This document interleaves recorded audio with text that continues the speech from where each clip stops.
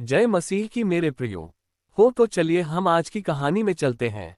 कहानी 23। यूसुफ के भाइयों की नफरत। जरा इस लड़के को देखिए जिसे एक आदमी पकड़े हुए है।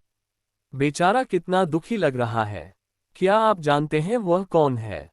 वह यूसुफ है। उसके भाइयों ने अभी अभी उसे मिस्र देश जाने वाले आदमियों के हाथों बेच दिया। मिस्र में यूसुफ को गुलाम बनाकर रखा जाएगा। आखिर उसके सौतेले भाइयों ने उसे क्यों बेच दिया? क्योंकि वे यूसुफ से जलते थे। पर किस लिए? दरअसल उनका पिता याकूब यूसुफ से सबसे ज्यादा प्यार करता था। इसलिए उसने यूसुफ को एक सुंदर सा लंबा कुर्ता बनवा कर दिया। ये देखकर उसके बड़े भाई उससे जलने लगे और उससे नफरत करने लगे। मगर यूसुफ से नफरत करने की उनके पास एक और वजह थी। यूसुफ ने दो सपने देखे थे। उन दोनों सपनों में यूसुफ ने देखा कि उसके भाई उसे झुककर सलाम कर रहे हैं। जब यूसुफ ने इन सपनों के बारे में अपने भाइयों को बताया तो वे उससे और भी नफरत करने लगे। एक दिन यूसुफ के 10 बड़े भाई किसी दूर जगह पर अपने पिता की भेड़ बकरियां चरा रहे थे। तब याकूब ने यूसुफ से कहा कि अपने भाइयों के पास जाओ और देखो कि सब कुछ ठीक ठाक है कि नहीं। यूसुफ झट से चल दिया। वह अपने भाइयों के पास पहुंचा भी नहीं था कि उन्होंने उसे दूर से आते देख लिया। तब उनमें से कुछ कहने लगे, चलो आज उसे खत्म ही कर देते हैं।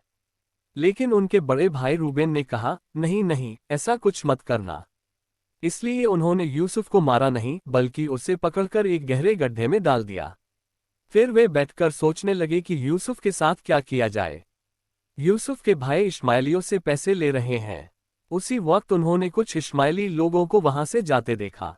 इस पर यहूदा ने अपने भाइयों से कहा, क्यों न हम इसे इश्माइलियों के हाथों बेच दें। इस बात पर सब राजी हो गए और उन्होंने यूसुफ को चांदी के 20 सिक्कों में बेच दिया। कितने मतलबी थे वे। उन्हें अपने भाई पर जरा भी तरस नहीं आया। लेकिन अब वे जाकर अपने पिता याकूब से क्या कहते। उन्होंने एक बकरा मारा और उसके खून से यूसुफ का पूरा कुर्ता रंग दिया। फिर वही कुर्ता लेकर वे अपने पिता के पास आए और कहने लगे, हमें ये कुर्ता मिला है। देखिए कहीं ये यूसुफ का तो नहीं। याकूब ने देखते ही अपने बेटे का कुर्ता पहचान लिया। वह रोते हुए कहने लगा, जरूर किसी जंगली जानवर ने यूसुफ को मार डाला होगा। यूसुफ के भाई तो चाहते ही थे कि उनका पिता ऐसा सोचे।